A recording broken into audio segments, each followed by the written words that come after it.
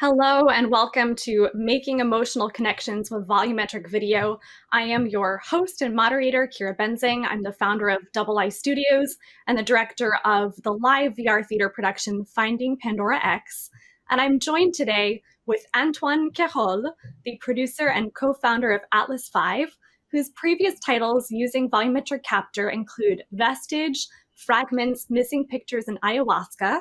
And a fun fact, his recent work included over 30 performers filmed on the Dimension stage in London.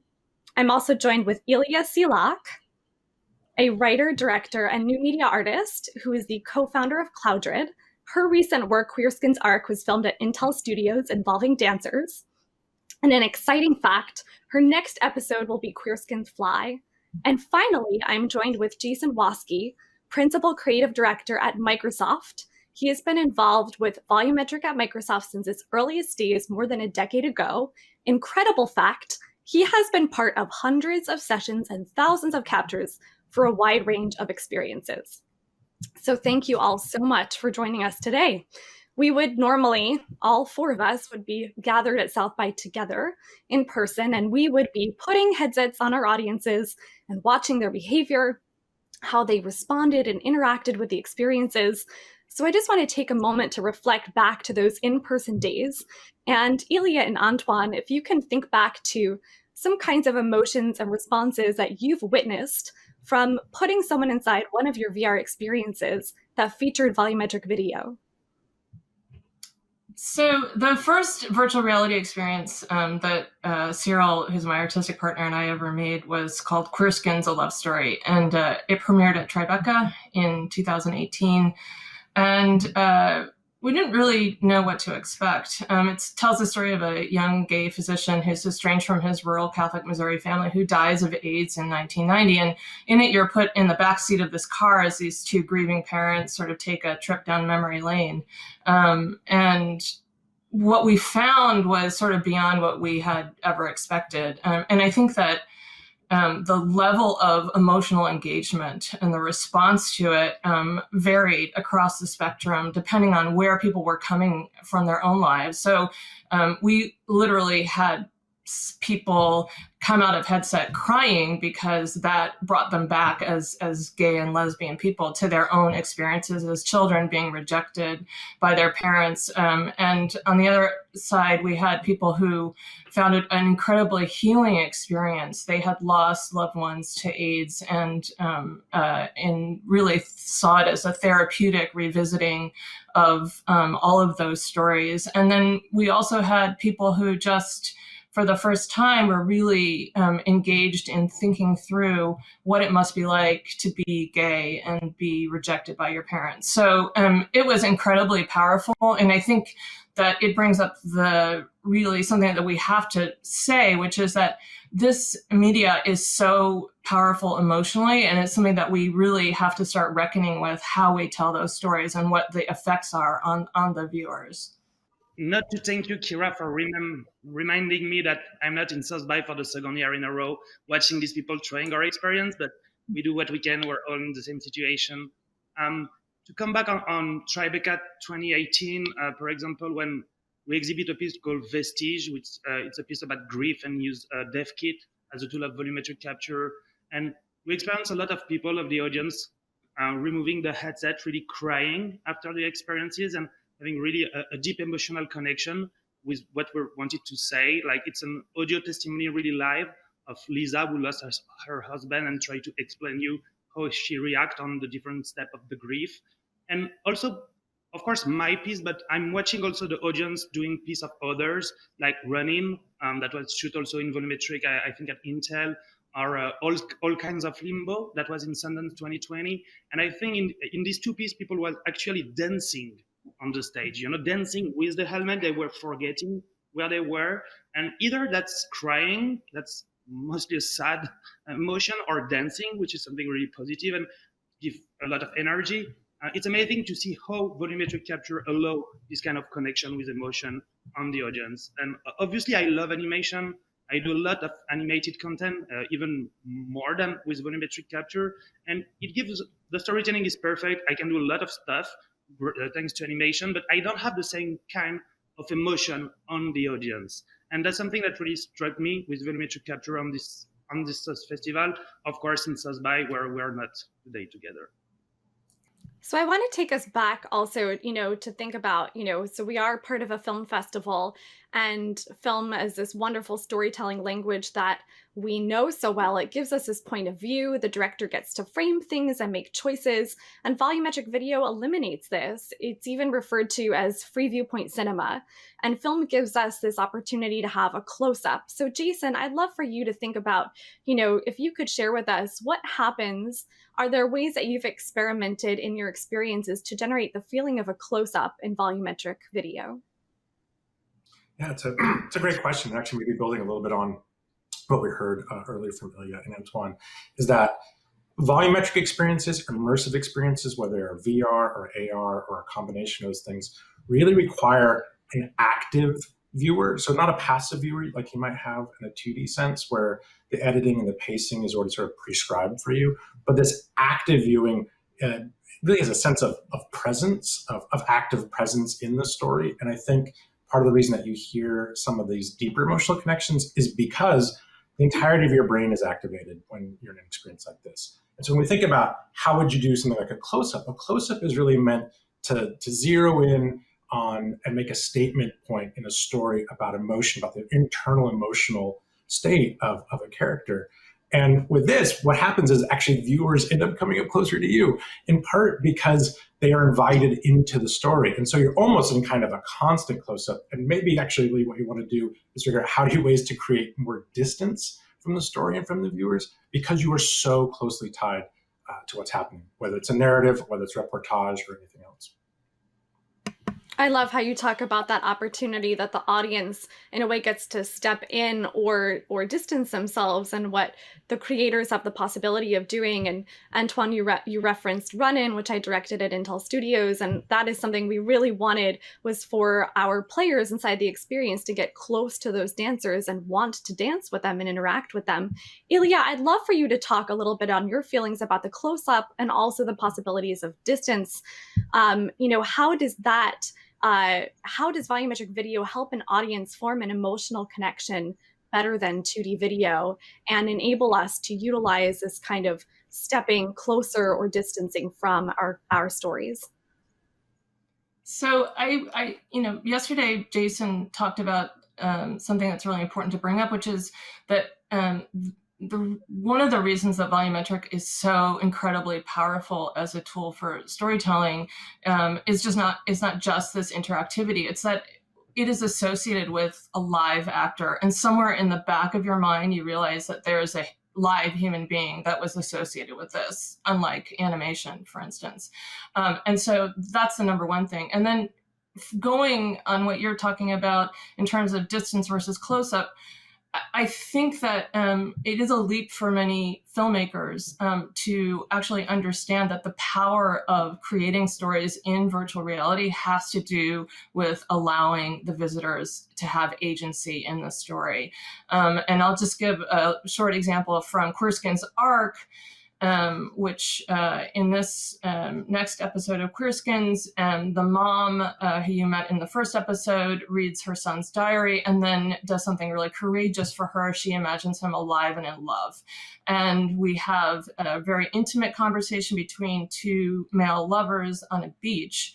And in that case, we wanted you to come close to them, to hear their conversation, this intimate conversation, which you would in real life never be able to access and be part of. But we wanted to make that your decision of how close you felt comfortable going to these men when they're in each other's arms, talking very intimately. And so we used actually spatial sound to do that, to encourage you to move closer. So if you are far away, you actually, all you hear are the environmental sounds of the beach. And in the middle zone, it's kind of like being at a restaurant and hearing part of the conversation. So you're really encouraged to sort of subtly get close and sort of be part of their conversation. So that's one way that I think we've approached the idea of a close-up. That's really wonderful. Ilya, I've had the opportunity to get to experience some of your pieces. And I remember from your first Queer Skins piece where you have this opportunity to listen to this grieving couple in the conversation of the loss of their son. And you do have this possibility of almost eavesdropping and moving your head closer and closer into their dialogue, or playing with these interactive objects that memorialize their son. It's a wonderful opportunity to choose your engagement within the story. Jason, I've got a question for you about emotional connection and empathy. And so, by using volumetric capture in an XR experience, is emotional connection just an expectation and a given with our audiences? Does the filmmaker simply capture a performance, document a scenario, and then voila, the emotional connection occurs? Wow, that's a great question. I think a lot of what we talk about volumetric videos or volumetric experiences that have 6 degrees of freedom of movement. We're really talking about an art form and a medium that exists kind of at the intersection of film, of theater, and I would actually argue even interactive gaming in that sense of how people are expecting to see the content. I think what's interesting is that when we look at 2D expressions, we see those things through a 2D bezel. And the scale as a viewer, you tend to look at things like on our phones, they're tiny images and we still get drawn into a story. If you go to a theater in person, maybe if it's IMAX, they're 10 times the scale of human size. But for a lot of these experiences, a lot of these volumetric experiences, the content is presented to you at life size, at an equal life size. And you have this immediate connection to that the world around me, that the sense of scale of the things I interact with, there's a direct through line, there's a direct connection. And that sense of embodiment, that sense of connection to the content is actually kind of automatic. And because some of the point that Ilya made, that because the content itself is derived from a version of photography, is photographic, there's an inherent and innate sense of authenticity in the performance. And I think those things open up a huge conduit to sort of emotional transference, right? That sense of if someone's angry, if someone's scared, if someone's having an intimate moment, that you are invited into those moments because in part, there's a one-to-one scale for the most part for the things that you do. And it's more like being in the story yourself than being a sort of remote viewer looking through, that sort of dark glass. That's really wonderful, Jason. We really are putting people inside of stories. And I love how you talk about the possibility of subscale, keeping it realistic or altering it. I'd love, Antoine, for us to talk about the shaping of these types of stories, the genres that you've seen emerging across the landscape. We're working obviously inside of game engines, world building, and realizing three-dimensional spaces. We're fitting these fully three-dimensional volumetric captures into these worlds. But I'm curious what you find about the types of stories that are getting made. How do you see narrative experiences, for example, fitting into the XR landscape? As we all know in the immersive industry, games is leading the industry. Games is leading the industry. There is a lot more of gamers on the stores, on the Oculus stores, on Steam that download virtual reality games. But these gamers have families. These gamers, they love sometimes to take a break and just go through a narrative storytelling. And we also have a lot of cultural places, cultural like institution, cultural museum, but also malls, airports. And on these places, I think the audience want to try some narrative experiences. So of course, narrative experiences have a place in the XR industry, but a big trend that happened the last 2 years is to try to bring more and more interactivity into the narrative experiences. When we went to the first Tribeca or Sundance 2016, 2017, a lot of narrative XR was really passive, linear, immersive, and I really love that also. I love both, doing both and try. But right now, the big trend, I will not say there is a genre that is coming more than another one. I think all genres are represented, even if maybe I see less comedy than other dark stories. I think pushing interactivity into narrative and storytelling is something that we see more and more. Sometimes it can be with controllers. Sometimes it can be invisible interactivity, like procedural animation, all this kind of stuff. So I think that's the big trend we're seeing right now on the field. So I'd love to bring all of you back to this stage for a moment, because I'd really love to hear from all of you on this next one about the new types of stories that we can tell. We know that volumetric filmmaking is quite different from picking up a mobile device and filming for hours on end. We are often using dozens, if not hundreds, of cameras for volumetric capture. It is complex, it is expensive. So I'm curious about what types of stories we put on these marvelous stages. How do you choose what stories you're going to tell volumetrically? For me, I think we choose to do stories in volumetric, again, because of the expense and other things that are involved, that are really intimate stories, because of the emotional connection that impact that both Antoine and Jason talked about. So in general, that's what we're interested in. And then moving through volumetric, we've used volumetric for all of our VR projects because we're really interested in the intimacy and emotional impact of these stories. Really thinking about creating stories which really use a movement-based language, which volumetric is great for. And so not just thinking about the content, but actually thinking procedurally about how we tell those stories and really focusing on creating movement-based languages. And that's something that, again, also connects people emotionally to a story through that movement of their bodies. Yeah, maybe if I jump in and build on what Ilya said just a little bit, I think 100% that strong physical movement plays really well. It's because it's how actors and performers inhabit the space translate really well to a spatialized medium. Kira, you asked sort of how we choose. From where we sit, we're both a technology provider.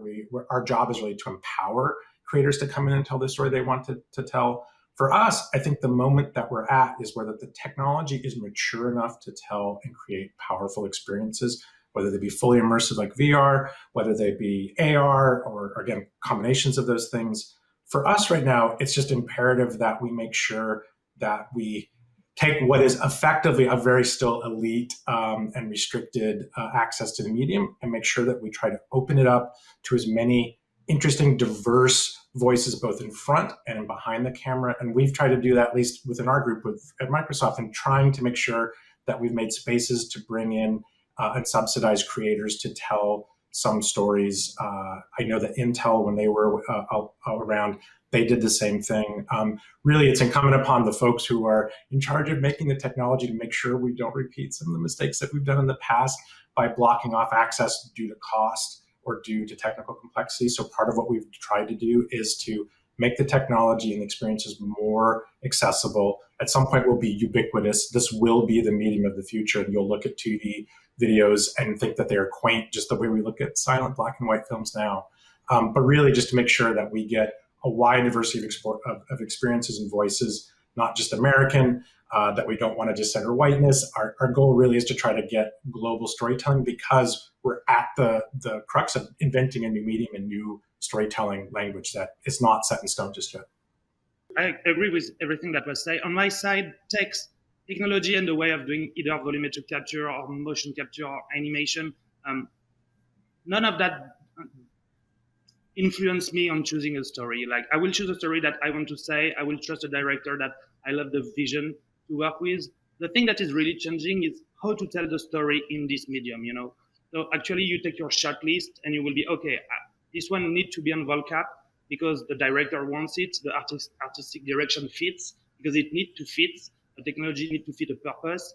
And then you'll take the shot list, you'll say, okay, you cannot have 4 actors on the same shot, so let's do 2 and 2, and let's do another kind of narration and how you frame the pace of the movie. Also, what the people can wear. There is a lot of boundaries with volumetric captures, but there is a lot of boundaries with any kind of technology emerging, and even with any kind of technology at all. So I think it's really changing the way of we tell the story, the way of how we construct the storytelling. But for me, it don't really influence which kind of story I will take.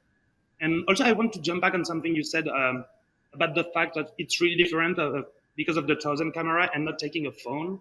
And Kira, actually, 1 year ago, I will be 100% agree with you, and I think it's changing a little bit. Like when you see, I've just read this morning the fact that Unreal is giving out the human meta creator program, and you just need an iPhone to shoot you and then do a virtual humans that come directly live into the Unreal Engine. And I think it's only the beginning of what it will be soon. And I think real soon we will be able to do volcap and all this kind of mocap, volcap, digital humans avatar really easily with like only your phone. And I think in a few years we'll be back of what you say, like, oh, it's really different than shooting hours with a phone. I think we're on the verge of that not being so different. I love that possibility and thinking about how we might be able to shoot volcap for hours and hours on end, because I love the possibility of putting people in these fully three-dimensional experiences. And I'll just add a quick point of view to the possibility of the new types of stories that we can be telling. I think we do have such an opportunity here with volumetric filmmaking where we can be creating new stories, putting new types of stories at the center of these stages, and we have an opportunity to change the focus of where cameras have been pointed before. So as we begin to head towards the final segment of our session together, I just wanted to give you each an opportunity to pick a kind of final question of choice, one being about COVID or empathy. So you can each pick your question. The question about COVID is, we are all so distant in these times. I'm curious what this present time in COVID has taught each of you about the stories you're making. And if you want to think about empathy, what kinds of empathy can filmmakers create by using volumetric video? So if we go perhaps Jason, Antoine, and Ilya. Happy to. I will tell you, I know that COVID is top of mind for a lot of people for a lot of different reasons, but I can't help but try to tackle the empathy component a little bit, in part just because of something that Antoine said, which is the technology, the tech we use today may or may not be the same tech that we use 5 years from now. That, truthfully, is a little bit less important to me than that we're trying to create this new language of how do you tell stories in space. I guess what I would say is this, something Antoine said about virtually humans and volumetric capture, is that I suspect as we look to make connections with other human beings, to build that sense of empathy with our experiences, that we're going to see a tension between authenticity, the thing that was real, and plasticity, which is a thing that is more interactive and mutable and changeable. And there is, I believe, an inherent conflict between those two things. I think you can still drive empathy with digital doubles, with avatars, 100%. We see this in animated film, but that at its core, that authenticity has an innate value that can't be explained away. I think if you go to a play on Saturday night, it's the same script, same actors as the Sunday matinee. I guarantee you that the Saturday night performance will be different than the Sunday matinee performance. And that goes to the authenticity of the performers and the energy transference that you do in a performance. And so I think we're going to look and see over the next 5 or 10 years that tension and battle of how do we make empathic connections with content that is either more authentic and immutable or plastic and interactive. So for me, I'll take the empathy question too, and I'm sorry, Ilya, I'll leave COVID to you. I think something that I would want to see more and more is, I want to be scared in VR. I really want to be scared. I want to not only jump scare, but really feel strange for people, being on a like horror thrillers happening in the dark everywhere, and maybe monster movie, maybe a serial killer movie. I think I want this kind of empathy to happen. I think there is not enough from me, enough content for grown-up audience, like for adults like me that really want to dive into this kind of strange and dark empathy. That's something I think it's coming more and more. All the thing as volumetric capture and the fact that we can really bring actors into this 3D space will allow the director to do more and more of this genre. That's what I hope. So I'm going to jump into the COVID question. I think that COVID has shown us that we have a need for touch. We have a need to be connected, and that the virtual world, in the sense that it tries to recapitulate reality, is always going to be found wanting because it is not reality. So I want to use these tools to create new ways of being with each other, new forms of intimacy, new forms of connection. And I think that it goes back to why we need diversity in this space now, because this can act as a laboratory for new ways of connecting with people, understanding people, and being together when we can't actually physically be together. Ilya, that's so well said. Thank you for bringing it home and for touching all of the wonderful points there. Thank you, audience, for being here with us today in this digital space, for having your presence here with us. We look forward to seeing your avatars and your digital representations around the festival. Antoine, Ilya, and Jason, thank you for your beautiful minds. And thank you to the South by Southwest staff for all of your hard work and for making us a wonderful space to connect in this special year.